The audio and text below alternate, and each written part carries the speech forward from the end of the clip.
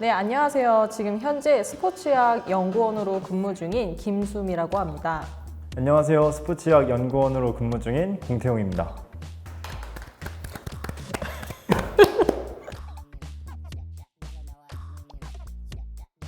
스포츠의학 연구원이 하는 일들은요, 크게 네 가지로 분류될 것 같은데, 한 가지는 연구 쪽으로 이제 일들을 진행하고요. 그리고 두 번째는 그 연구를 통해서 나온 결과값을 가지고 또 현장에서 트레이닝도 같이 진행하고 있습니다.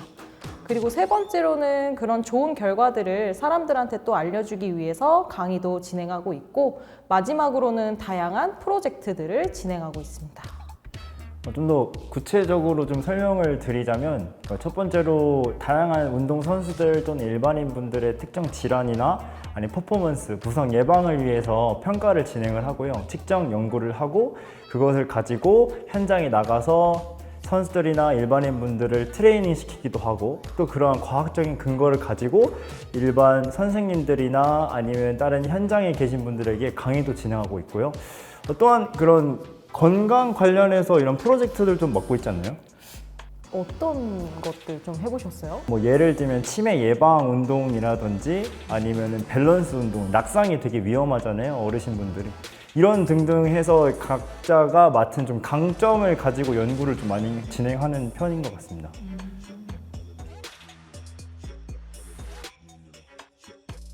그 의학적인 지식을 바탕으로 스포츠와 관련된 부분들 아니면 질환에 관련된 부분들을 연구도 하고 그 연구값을 가지고 또 운동 솔루션을 제공해 드린다고 보시면 될 것 같아요.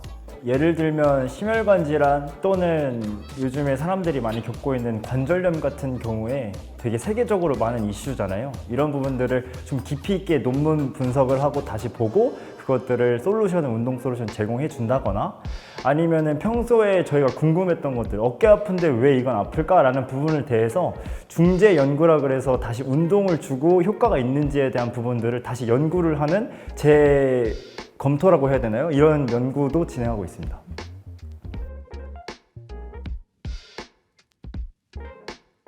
경력이랑 그리고 본인이 갖고 있는 석사나 박사에 따라서 급이 좀 다른 걸로 알고 있어요. 현재 제가 알기로는 약 대략적으로 한 3천에서 4천 정도로 알고 있습니다.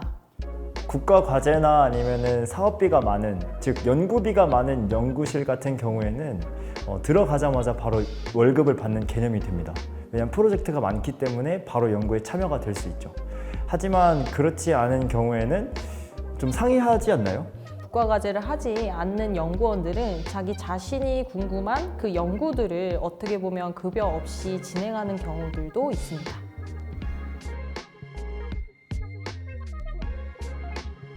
저 같은 경우는 아무래도 이 분야에 있는 사람을 찾아갔던 것 같아요. 그래서 제가 궁금한 것들은 이런 것들인데 어디서 이런 것들을 배울 수 있을지 그리고 또 누구를 더 찾아가야 되는지에 대해서 좀 여쭤보면서 스포츠의학 분야가 있구나라는 걸 알게 되었고 그래서 이 학교에 입학을 하게 되었습니다.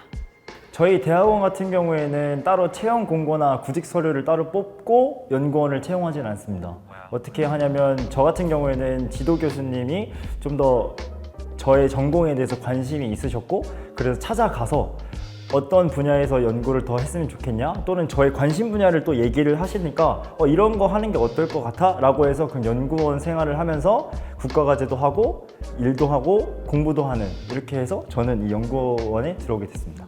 학교 이내의 연구실도 있지만 그 이외에 각 시도별 스포츠 과학 센터라든지 아니면 한국정책과학원이라든지 이쪽에서도 이제 연구원들을 채용하고 있습니다. 그래서 혹시 궁금한 부분이 있으시다면은 한국정책과학원의 네이버라든지 구글에 한번 찾아보시고 그쪽의 내용들을 참고하시면 좋으실 것 같으세요. 저는 초등학교 4학년 때 축구를 시작해서 대학교 2학년까지 축구 선수 생활을 했습니다.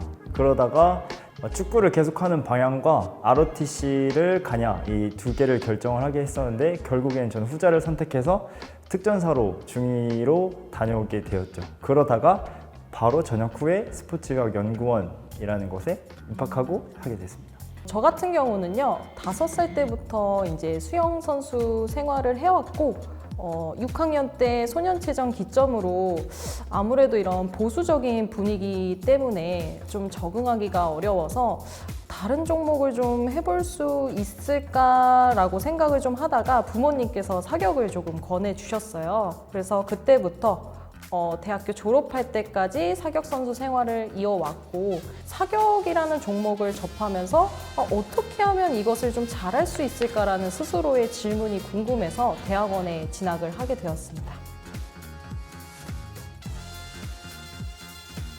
저는 그 운동선수 생활을 하면서 궁금한 것들이 굉장히 많았었어요. 예를 들면은 잘하는 선수들은 왜 잘하지? 그리고 혹은 경기력이 조금 안 좋은 선수들은 왜 무엇 때문에 또 이런 현상이 일어나는 거지?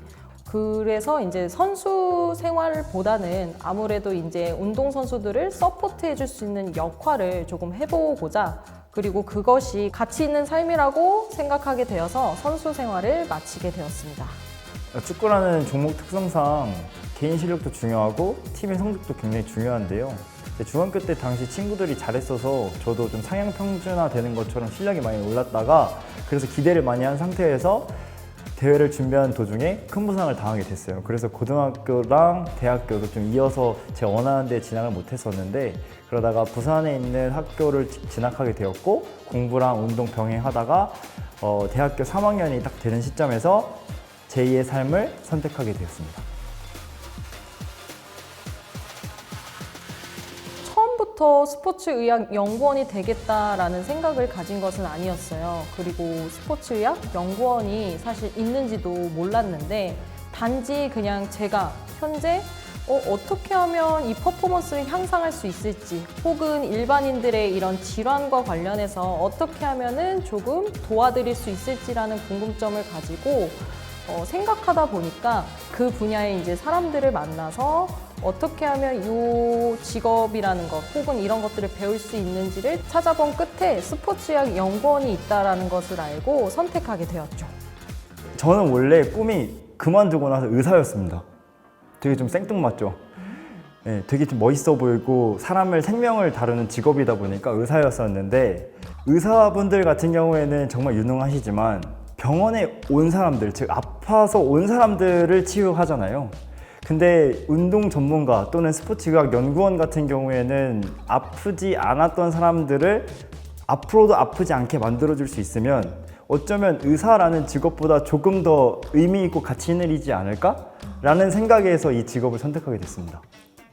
굉장히 멋있으시네요. 다들 사명감 갖고 하지 않나요?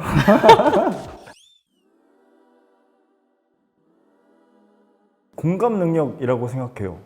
저 같은 경우에도 부상을 많이 당했었기 때문에 그 선수들 혹은 아니면 일반인 분들의 아팠던 그 다시 기능을 회복하고자 하는 그 심정을 너무 잘 알게 되는 것 같아요.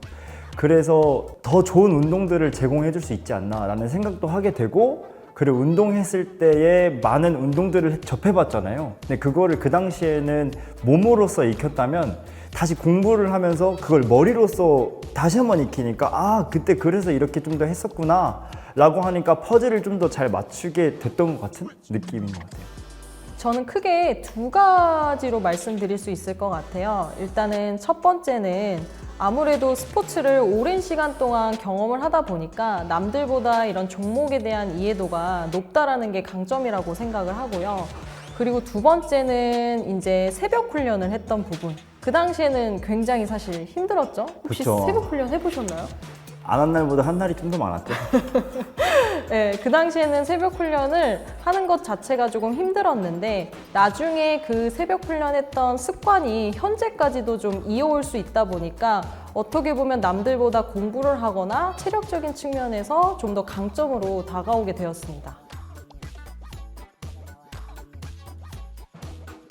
이거는 연구실마다 상황이 좀 다르긴 할 텐데요. 예를 들면 과제비가 많고 연구비가 많은 랩실 같은 경우에는 다양한 연구를 할 수 있고 좀 진행이 좀 활발합니다. 네, 저 같은 경우에는 운이 좋게도 연구실에 들어오자마자 국가과제를 맡게 돼서 팀성 프로젝트를 맡고 있었고, 그리고 저희 박사 선생님 중 한 분이었던 만성 그 발목 불안정성을 가진 사람들의 특징에 대한 연구도 같이 진행해보고, 그리고 현재는 동양에서 좀 특히 볼 수 있는 안짱다리, 즉 X다리라고 하죠. 이런 어린 친구들 또는 성인들이 이런 보조기를 찼을 때에 어떠한 효과가 있는지에 대한 부분을 연구를 진행하고 있습니다. 조금 더 부연 설명 드리면은 이런 연구들은 또 연구 예산에 따라서 1년 이하에서 혹은 5년 이상까지 연구들이 다양하게 진행이 되는데요. 저 같은 경우는 이제 치매 예방을 할 수 있는 운동들을 어떤 것들을 해야 좀 좋아질 수 있을지에 대한 연구들을 또 진행을 하고요. 그리고 그런 운동과 관련된 연구 이외에도 교육 사업이라는 것이 있는데, 예를 들어서 국제 스포츠 인재 양성 사업이라든지 그런 것도 함께 진행을 하고 있고요. 마지막으로 제가 사격 선수다 보니까 아무래도 사격 선수들이 퍼포먼스 향상이라든지 부상 예방이라든지 이런 부분 쪽으로도 지금 현재 연구를 진행하고 있습니다.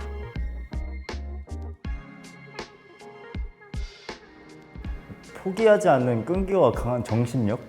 농담이고요.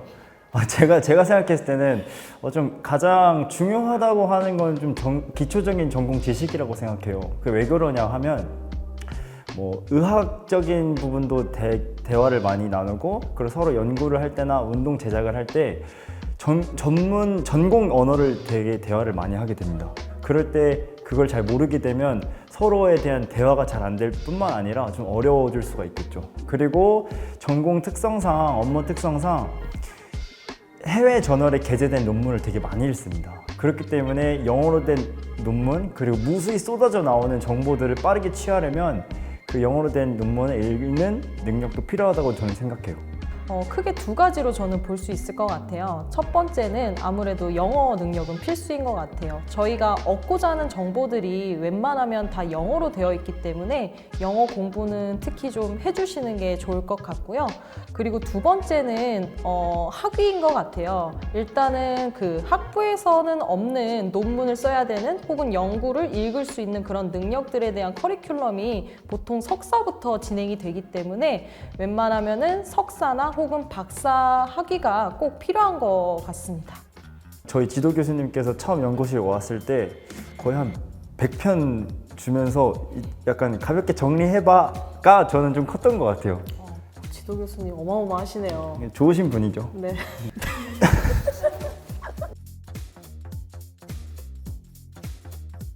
저 같은 경우는 새벽 시간을 굉장히 많이 활용을 했었는데요. 새벽 항상 4시 30분에 일어나서 제가 부족한 분명 기초 전공들이 있을 거예요. 그래서 그런 기초 전공들을 공부를 하고, 또 아까 필요한 영역의 영어들도 이제 공부를 같이 진행을 하고 있습니다. 그리고 현재도 그 루틴을 이어가고 있습니다. 군대 복무하는 2년 동안에 저녁 시간에 웬만해서 다들 퇴근하고 놀고 싶잖아요. 근데 그런 것도 포기하고 계속 전공과 그리고 영어 공부 계속 꾸준히 하다 보니까 지금 현재 체육계에서 좀 가장 어렵다고 하는 건강운동관리사를 취득함으로써 제 자신을 좀 대변할 수 있던 것 같아요. 사실 이 자격증이 필요하냐라고 했을 때는 필수는 아닙니다 라고 말씀을 드릴 수는 있지만, 이 자격증을 취득했던 이유는 그래도 이 사람이 어느 정도의 실력이 있는구나 라고 대변할 수 있지 않는 지표가 되지 않을까 생각해서 취득하게 됐습니다. 직업 만족도를 점수로 표현을 하자면 저는 10점 만점 중에 9점을 생각하는 것 같아요. 일반인 분들이나 아니면 선수분들을 운동을 제공하기 전에 평가를 하잖아요. 그걸 통해서 과학적인 근거를 제공을 하고 운동 프로그램을 제공한 다음에 결과를 보는데, 그때 당시에 피드백이 저 선생님 만나서 삶이 행복해졌어요. 또는 선생님 덕분에 제가 이번 시합에서 뭐 결과는 안 좋았지만 다시 뛸 수 있게 됐습니다 라는 얘기를 들었을 때, 솔직하게 재활이라든지 아니면 운동을 할 때 시간을 정말 많이 들이잖아요. 그때는 정말 힘든데 그 한마디에 모든 게 다 사그라 내려가는 좀 그런 것 같아요. 예전에 그 치매 예방 운동 프로젝트에 한번 참여한 적이 있는데요. 그 당시 그 프로그램을 참여하셨던 어머니께서 저한테 말씀을 하셨었어요. 요 근래에 사실 내 남편이 하늘나라로 갔다. 그래서 살아가야 할 용기도 없고 의미도 없었는데 이 프로그램을 참여하게 됨으로써 내가 살아가야 할 용기가 생겼고 또 의미가 생겼다고 하시더라고요. 그래서 굉장히 그 프로젝트를 하면서 힘들었었는데 그 이야기를 듣고 나니까 아, 내가 하는 일이 단지 운동을 시키는 것이 아니라 사람을 살리는 일을 하고 있구나라는 것을 느끼고 이 직업을 선택하기 굉장히 잘했다라는 생각이 좀 들었습니다.